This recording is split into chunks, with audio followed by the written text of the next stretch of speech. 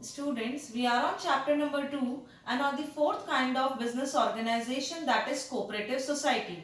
Till now, in this business organization, we have completed with definition and characteristics and kinds of cooperative society.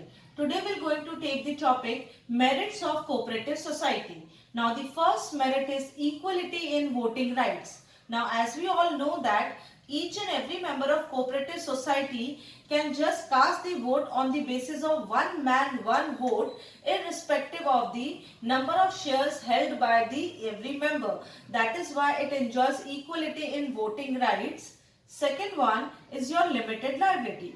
The members of cooperative society enjoys limited liability. Their liability is only limited up to the amount of capital invested by them into the shares of the society.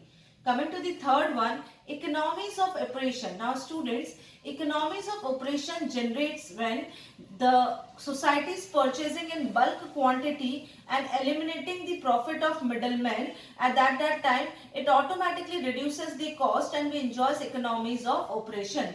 Coming to the fourth one, support from government. Now these societies also enjoy support from government as their purpose is to promote the social and economic welfare of the members and not to earn profit. That is why they get a good support from the government on the base in the form of lower taxes, lower interest rate, more of the subsidies, etc. Easy formation. Now cooperative societies can be easily formed by merely 10 adult members and very few formalities are required. Next one, cooperative society also enjoys continuity as we know that members may come, members may go. It does not affect the cooperative society's existence. Cooperative society will going to continue as long as there are minimum 10 members in it. That is why cooperative society enjoys continuity also. So here we have completed with the 6 merits of that of cooperative society.